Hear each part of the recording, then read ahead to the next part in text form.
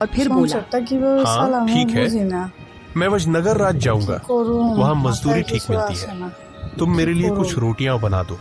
घर में बस थोड़ा सा ही आटा बचा है, इससे सिर्फ एक ही रोटी बन सकती है और सब्जी के नाम पर कुछ भी नहीं है। मोहनलाल बहुत उदास लहजे में बोला, अगर वो भी मैं ले जाऊंगा तो तुम क्या खाओगी?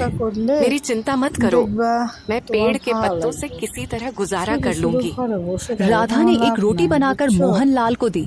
मोहनलाल रोटी लेकर विजयनगर की ओर पैदल चल पड़ा।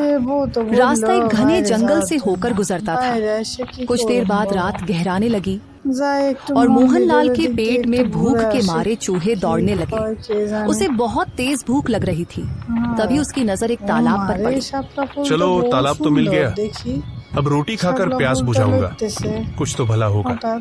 वह तालाब के पास गया, रोटी निकाली और उसे देखते हुए बोला, ये तो बस एक ही है, अगर मैं खा लूंगा तो मेरी भूख फिर भी नहीं मिटेगी। तभी तालाब के पानी में हलचल होने लगी। दरअसल इस तालाब में एक राक्षस का वास था।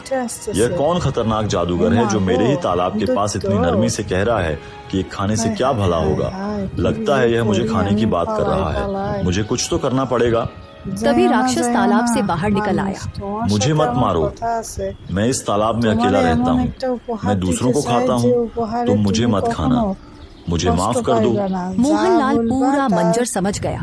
उसने मन में सोचा, मैं तो रोटी की बात कर रहा था, ये सोच रहा है कि मैं उसे खाने वाला हूँ। चलो यही भ्रम काम आएगा। ठीक है, मैं तुम्हें एक ही शर्त पर नहीं खाऊंगा, अगर तुम मुझे कोई ऐसी वस्तु दो जिससे मैं धनवान हो जाऊं, समझे? राक्षस तुरंत अपना हाथ टेढ़ी मेढ़ी दिशाओं में घुमाने लगा। अचानक रंग बिरंगी किरणों के साथ एक सुंदर और विचित्र पक्षी मोहनलाल के सामने प्रकट हो गया। इसे ले जाओ, तुम धनवान हो जाओगे। क्या बकवास कर रहे हो? इस छोटे से पक्षी से मैं कैसे धनवान बनूंगा? यह कोई साधारण पक्षी नहीं है, यह बोलने वाला पक्षी है। यह भविष्य की बातें भी बताता है और जब तुम इससे धन की इच्छा व्यक्त करोगे तो इसकी आंखों से किरणें निकलेंगी और सोने चांदी के खजाने प्रकट होंगे, समझे? अच्छा, अगर ऐसा है तो यह पक्षी अब मेरा हुआ और तुम अपने तालाब में अब सुरक्षित रह सकते हो, ठीक है?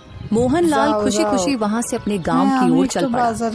वह रास्ते भर मन ही मन सोचता रहा। राधा जब इस पक्षी के बारे में सुनेगी तो बहुत खुश हो जाएगी और जब मैं धनवान हो जाऊंगा तो किसी गरीब पर आंच नहीं आने दूंगा।